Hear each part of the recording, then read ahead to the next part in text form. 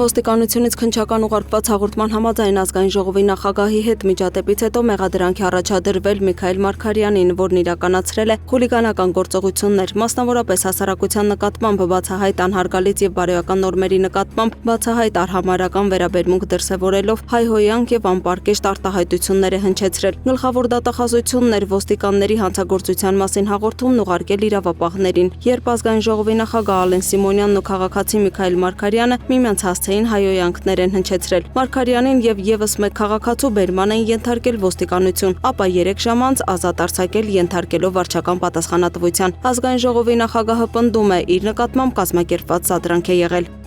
Վարչական դատարանն ամբողջությամբ մերժել է Տաշիր Կապիտալ փակbaşնետիրական ընկերության հայցն ընդդեմ ՀՑՀԿ-ի։ Հեցի էլեկտրական էներգիայի հզորության բաշխման լիցենզիայի գործողությունները դադարեցնելու մասին հանձնաժողովի 2025 թվականի նոյեմբերի 18-ի որոշումը կմնա անփոփոխ։ Հայաստանի նախկին վարչապետ տարածքային կառավարման նախկին նախարար Հովիկ Աբրահամյանի գործով դուժող կողմ է ճանաչվել Արտաշատ համայնքը։ Նման որոշում է կայացվել հակակոռուպցիոն դատարանի կողմից, հիշեցնենք։ Հայաստանի նախկին վարչապետ Հովիկ Աբրահամյանը 2025 թվականի հունիսի 13-ին ձերբակալվեց, հաջորդ օրը նրա նկատմամբ խափանման միջոց կիրառվեց տնային կալանքը։ Մոտ 1 ամիս անց Հայաստանի վերաքննիչ դատարանը փոխեց տնային կալանքը վարչական հսկողությամբ։ Հովիկ Աբրահամյանի նկատմամբ հանրային քրեական հետապնդում է հարուցվել պաշտոնեական դիրքի չարաշահման եւ ենթադրյալ հանցավոր ծագում ունեցող գույքի հողամասերի օրինականացման մեղադրանքով։ Ծափաթաղում 3-ամյա երեխային կյանքից զրկած հայրը դատարանի որոշմամբ դատապարտվեց ՑՄՀ ազատազրկման։ Հիշեցնենք, որ նոյեմբերի 2-ին մի քանի օր որոնողական աշխատանքների արդյունքում Գեղարքունիքի մարզում հայտնաբերվել էր հոկտեմբերի 27-ից որպես անհայտ որոնվող Ծափաթաղ գյուղի բնակիչ 3-ամյա Տիգրանի մարմինը։ Երևանի 20 հասցեներում խոզարկություններ են իրականացվել քննչական կոմիտեում քննվող քրեական վարույթի շրջանակներում։ Ավելի վաղ ներքին գործերի նախարարությունից հայտնել էին, որ քրեական ոստիկանության ծառայողները քննչական կոմիտեի գործընկերների հետ մայրաքաղաքի 20 հասցեներում իրականացրել են խոզարկություններ։ Արդյունքում հայտնաբերվել է թմրանյութերի արտադրամաս, զենք զինամթերք, կան ձերբակալվածներ։